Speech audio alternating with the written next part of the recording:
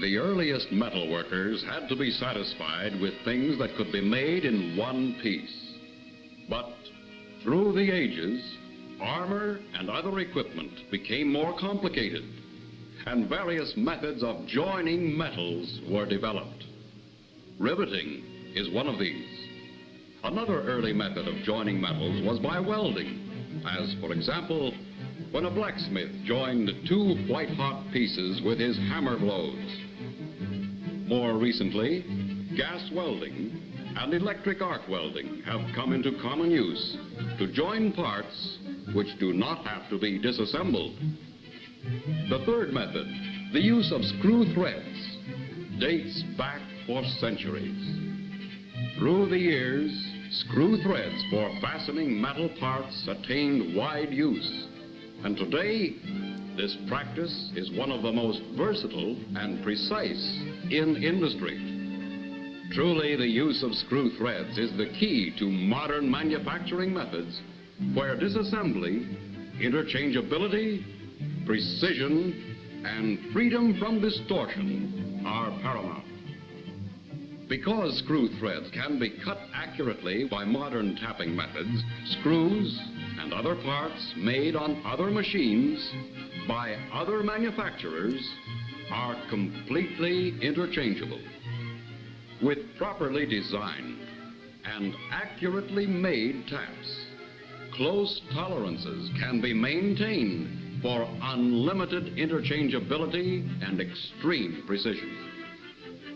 And many of the complex problems of 20th century production have been solved because taps may be used to cut screw threads in any of the great variety of materials needed by industry. To see how screw threads are cut, let's watch a thread being cut on a lathe with a threading tool bit in a boring bar. Normally, this requires many passes. To illustrate another possibility, let's use a series of tool bits, chamfered so that each takes a slightly deeper cut. The result is a thread in fewer passes than with the single tool bit. Basically, the tap used in modern internal thread cutting is like a series of tool bits on a single shaft, the shaft representing one land of a tap.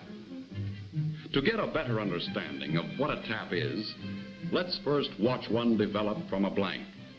First, centers are cut in the tap blank. The line connecting these centers is the axis. The shank end is usually squared for driving purposes. Grooves parallel to the axis are called the flutes. The part of the tap between flutes is the land. The teeth of the tap are formed by cutting or grinding a screw thread on the lands. The part of the tooth that enters the work first is called the cutting face. The part that trails is the heel. The end of the tap is eccentrically ground on a taper called the chamfer. We now have a complete tap. Let's see the dimensions that are used in specifying taps. These include the overall length, the length of thread, the diameter and length of shank, size and length of square, chamfer, and point diameter.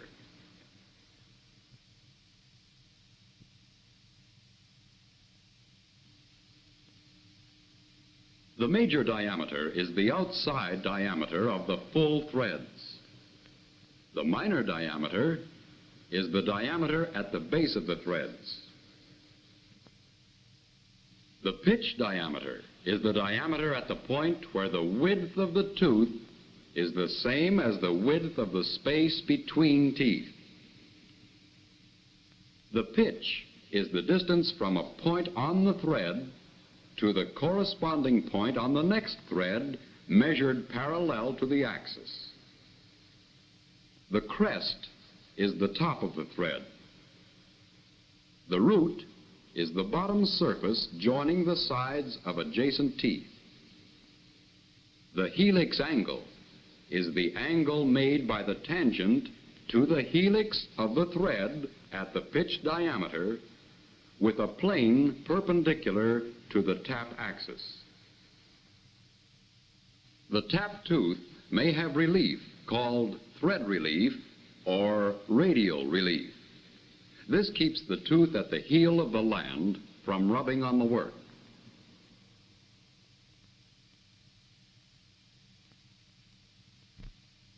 If the cutting face is flat and parallel to a line through the tap axis, the face is said to be radial. If the face is flat but not parallel to a line through the axis, the face has rake. The rake angle is the angle between the face and a line through the axis. Here the rake angle is positive, and here it is negative. If the face of the tooth is curved, it is said to have hook. With the overall nomenclature and dimensions of a tap in mind, let's see exactly what a tap does. As the rotating tap is brought into contact with the work, the first tooth on the chamfered portion enters the drilled hole and takes a light cut of the material. The second tooth is led into the work by the first tooth as it cuts its way through the material. The second tooth makes a slightly deeper cut. Each tooth cuts its way through the material in the same way. Following teeth take successively deeper cuts in the spiral groove until the tap enters the work to the full length of the chamfer. All of the other teeth normally on a tap will now follow through the same spiral groove as the first tooth of major diameter. But the teeth following the chamfer are not cutting teeth. There is actually a slight reduction in diameter of the teeth along the length of the tap.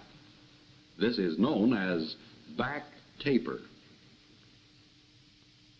Yes, this tap will do essentially the same job as a complete tap if the head, spindle, chuck, tap, and drilled hole are held in perfect alignment. Here in cross-section of the hole just tapped, we see that the thread is accurate in every detail. Teeth back of the chamfer are used to guide and support the tap as it goes deeper into the work. And when the tap is withdrawn, by reversing its direction of rotation, these teeth assure a smooth withdrawal. More important yet, they permit the tap to be sharpened time after time and provide the flutes for chip removal. The action of all taps is essentially the same, although the variety of taps available is almost endless. Let's look at some of the taps used most frequently for many different purposes. Because tapping was originally done by hand, the most commonly used taps were, and still are, called hand taps. There are three types: taper, plug, and bottoming. The taper tap has the longest chamfer, the bottoming tap the shortest. The plug tap is the most commonly used type. It is used for through holes or blind holes where depth of hole permits obtaining desired length of full thread.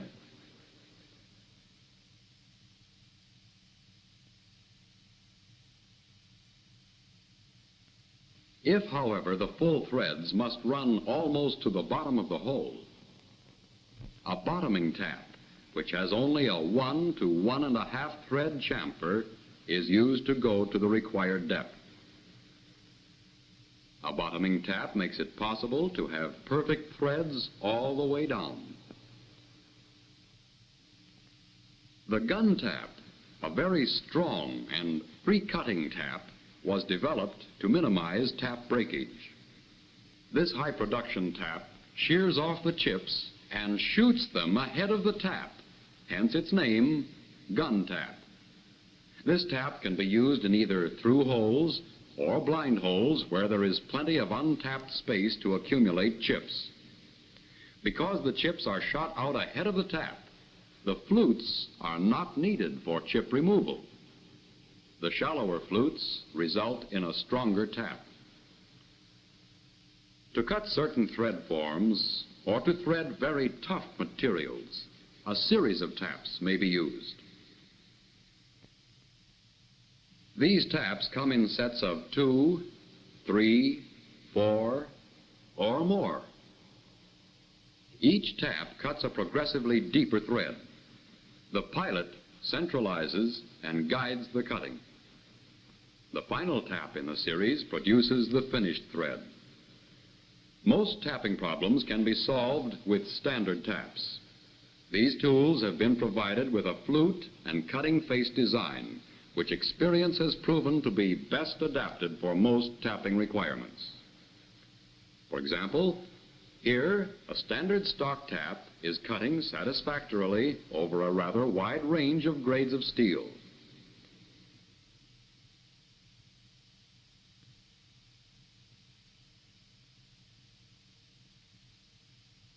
While standard stock taps may be right for many materials, they will not give best results in all materials. Since the material to be worked is so important in the selection of the best tap for the job, let's look at some of the differences. Naturally, we can't go inside to see the action of the tap at work, so we'll watch the action of a lathe tool bit, ground to the same specifications as the cutting face of the tap. Here in special photography, which shows the action 100 times slower than normal speed, we see the tool bit cutting a piece of cast iron, a very brittle metal. The bit has no hook and very little rake. See how it shears the metal. For brittle metals, therefore, a tap will have a cutting face with no hook and very little rake. On the other hand, metals that are tough, such as cast steel, require a tool bit with a moderate hook or rake. The same is true of a tap for tough metals.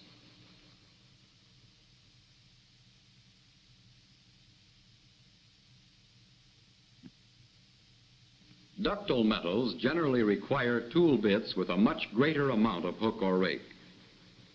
Again, we see the cutting tool at work at 100 times slower than normal speed.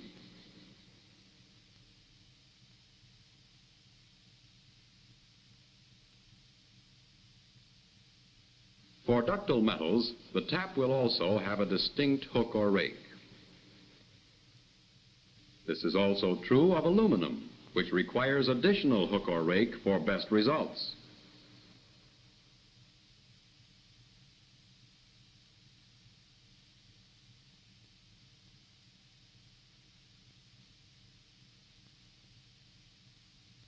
So the tap that is used in this material will also have a distinct rake or hook, or, if the aluminum part has a through hole, a standard stock gun tap may be satisfactory. While the material will determine the amount of rake or hook to use, very abrasive materials which wear taps rapidly call for something additional. If taps used in zinc die castings, bakelite, and similar materials are slightly oversized in the threads, tap life will be increased without exceeding tapped hole tolerances. Just as there is no one best hook or rake for all jobs, neither is there one best surface treatment for all taps.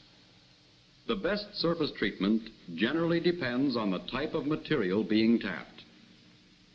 Precision-controlled normal heat treatment gives the best surface treatment for the majority of tapping applications. However, special surface treatments for special cases are available. Chromium plating is one of the available surface treatments. Where friction is a problem, chromium plating improves performance in many cases. Another type of surface treatment applied to taps for use in abrasive materials is the maxi surface treatment. A fourth type of treatment, called the steam oxide surface treatment is notable for its friction-reducing properties. We have seen how differences in materials will affect the choice of a tap for a given job. Now let's see the effects of improper tap selection. Improper selection is, of course, one of the most common causes of tapping troubles. For example, a plug tap may have been selected for tapping a hole deeper than twice its diameter when a gun tap would do a much better job. Here is another example where a cut thread tap is being used. The threads are all right for a cut thread tap, but the designer asked for tolerances which cannot be maintained by this type tap. A ground thread tap like this one should have been selected for this job. Ground thread taps are threaded after hardening and consequently have greater accuracy. Another common tapping trouble is found in faulty machine conditions.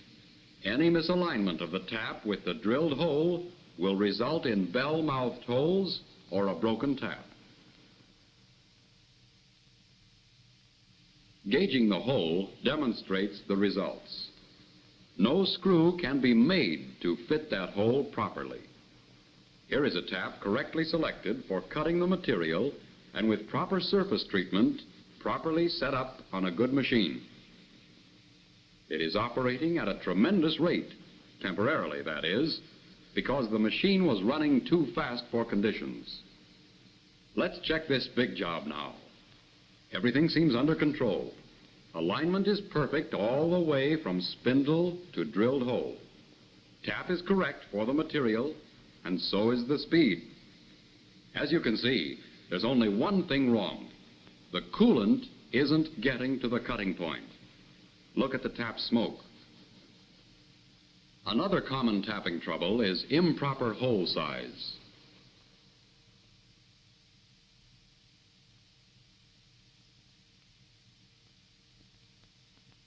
The hole size should be such that the tap teeth cut to about 75% of their basic thread depth. If the hole is too small, the tap might cut to its full thread depth with excessive torque placed on the tap. The tap may become loaded with chips, causing clogging of the flutes. Teeth may break off, and eventually the tap will break. Tapping troubles also include human errors. The operator brings the tap into contact with the work. The tap engages, but he does not allow it to follow its own lead. He's in a hurry and tries to force it. This thread is the work of the strong-arm operator. A sloppy, oversized thread is the result. Compare it with this good thread, made on the same setup.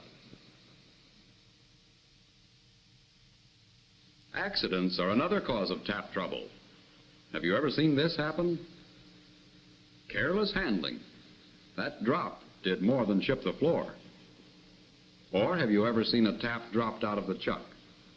This kind of carelessness costs industry thousands of dollars every year. Being careful pays. There comes a time when even a properly used tap must be resharpened. This means regrinding a surface following the contour of the relief on the chamfered teeth or the cutting face on the land. However, it is easy to resharpen a tap on machines designed for this purpose. So far, we have considered what a tap is and some of the problems involved in getting a good internal screw thread. We have also seen that interchangeability of parts is the key to modern mass production. But a tapped hole is only one half of any thread assembly. External threads or screws are the other half. Since the screws used in mass production themselves are not made on the same machines as the nuts they mate with, the problem of interchangeability may reasonably be said to start here. Gauging determines whether or not the threads have been held within the allowable tolerances to assure interchangeability. In good gauging technique, the go plug gauge should go through the entire thread length, and under certain conditions, The not-go, or high-limit gauge, is permitted to enter the full length of engagement snugly. Normally, the not-go, or high-limit gauge, should only enter the work about 1.5 turns. Both gauges should always be used.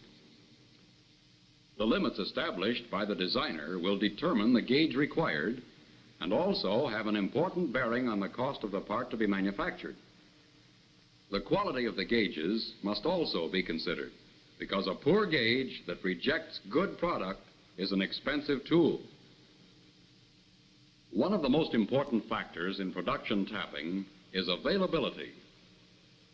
A large stock of standard taps is maintained in all standard sizes in factory sales offices and industrial distributors in every industrial center of America. In general, taps are divided into two groups: regular or catalog-listed taps and special taps. The use of regular taps is recommended wherever possible because special taps require special production handling. If, however, the special tap can be specified to regular tap dimensions, hardened tap blanks can be put through the finishing operations relatively quickly. First, the body and shank are ground to size.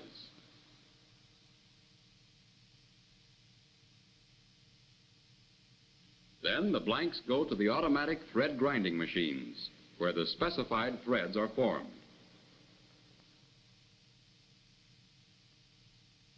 Next, they go to the automatic chamfering machines. After chamfering, the taps are carefully inspected. Only when each has passed the rigid inspection is it ready to receive its final OK, the trademark that guarantees highest standards of materials and workmanship.